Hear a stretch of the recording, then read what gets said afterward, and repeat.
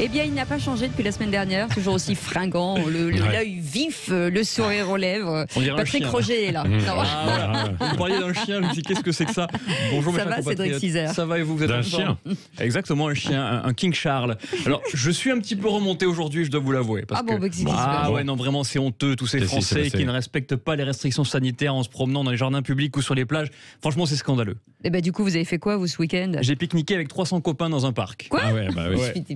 Mais ça va, on a pris nos précautions. On a fait nos tests PCR il y a 6 mois. Donc ça va, on est quand même bien. Non mais évidemment, les Français sortent, ils en peuvent plus. Moi, je comprends très bien. Et forcément, le 3e confinement nous pend au nez. On le sent, on le voit arriver. Et le président du conseil scientifique m'a laissé un message pour nous donner un cap à suivre. Il est gentil. Ah, très bien. Bonjour à tous, je suis le président du conseil scientifique Jean-François Dépressif. Écoutez, ne soyons pas alarmistes ou angoissants pour les Français. Il faut faire attention aux variants anglais, aux variants brésiliens et surtout aux variants savoyards. Le variant savoyard contamine 100% des amateurs de fondue. Si nous voulons nous en sortir, pas la peine de tout fermer encore et encore. Les Français ne le supporteraient pas. Non, il faut confiner pour une courte période. Confiner pendant 7 ans. Ah oui, quand même. 7 ans, ça va.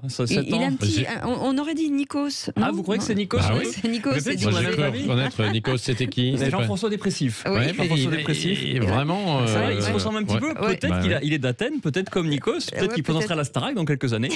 Jean-François Dépressif à la place de Nikos, ça serait pas mal. S'il se plante, oui, peut-être. Peut-être, ça serait pas mal. Bon, écoutez, le gouvernement nous prévient que le mois de mars sera le plus difficile. Ça fait combien de fois qu'on entend que le mois qu'on commence sera le plus difficile?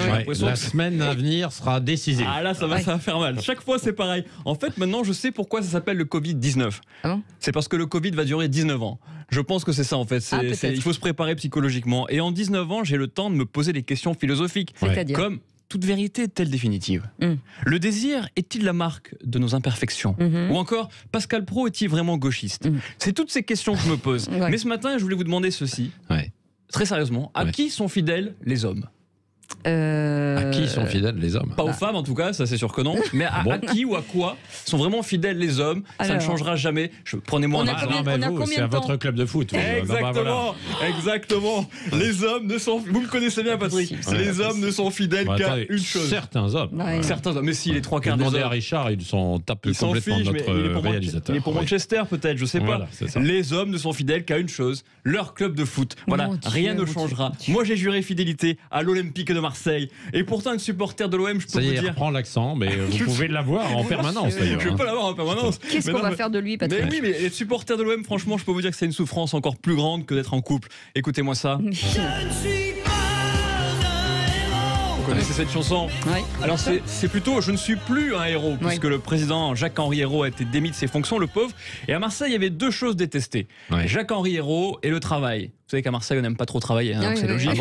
Non, on n'aime pas trop ça. Vous allez vous mettre les Marseillais dans la poche, mais c'est chez moi, c'est pas grave. Et le supporter le plus célèbre de l'OM a voulu me laisser un message. Bah oui. Bonjour tout le monde, je suis René Belleville. Je suis content parce qu'en un week-end, tout a changé à l'OM. On a changé le président qui va pouvoir retourner supporter le PSG. On a fait signer un nouvel entraîneur qui a la coiffure de Zidane, mais le palmarès de Domenech. Heureusement, on a gardé la tradition la plus importante à l'OM.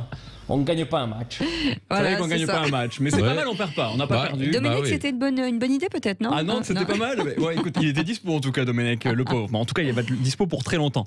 Alors, est-ce que vous connaissez une certaine Hélène Ruth Hallam? Non, ça vous dit rien?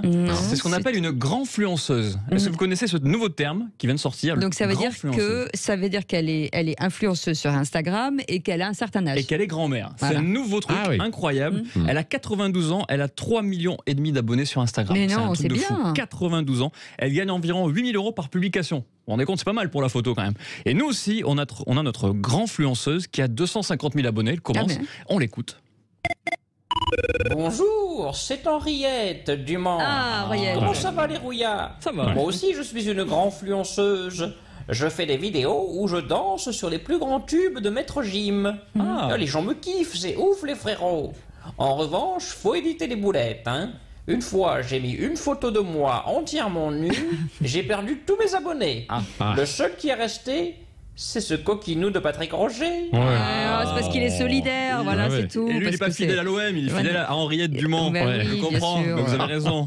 Vous savez qu'hier, c'était la journée sans Facebook. Vous avez vu ça, hein. Alors, ma grand-mère l'a très mal vécu. Du coup, elle a été obligée de faire la chose qu'elle déteste le plus au monde, parler à mon grand-père.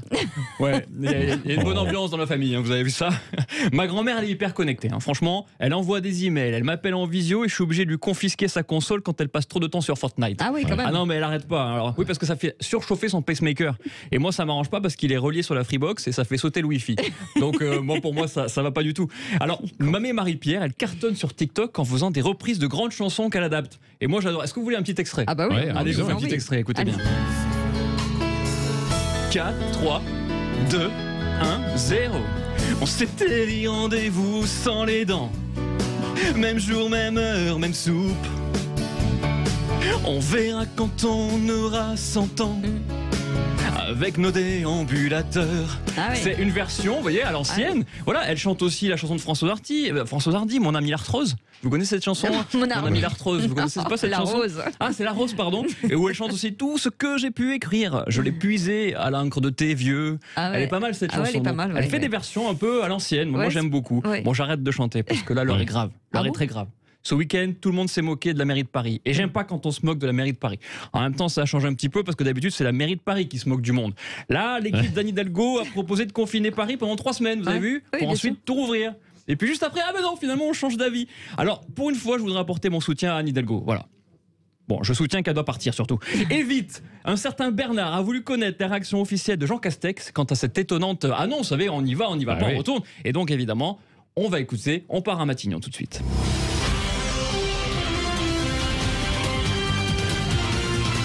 Françaises, Français, le gouvernement vous confirme qu'il n'y aura pas cette fadaise de confinement de 3 semaines à Paris. En effet, cette idée était tellement débile que je pensais que c'était la mienne. Et au moins, il est toujours clair, il sait ce qu'il dit. Les fadaises, vous avez vu ce terme? Il a employé ce terme, il a dit ce genre des fadaises. C'est des fadaises. Je n'avais jamais entendu. Alors, c'est pas fadiaise, c'est fadaise. Oui. Je ne connaissais pas. Vous connaissiez ce terme? Oui, fadaise, oui. Vous savez que j'ai pas de culture, je lis des livres depuis la semaine dernière. Bah oui, c'est ça. Vous êtes toujours le même. Non, aujourd'hui, je lis L'ivresse des flammes de Fabio Benoît, qu'on embrasse, bien sûr. Voilà, écoutez, merci beaucoup. Je vais me coucher tout de suite. Allez, bravo. Tout de même. Vous savez, la journée mondiale du compliment. C'est vrai? Le 1er mars. C'était vraiment de la merde.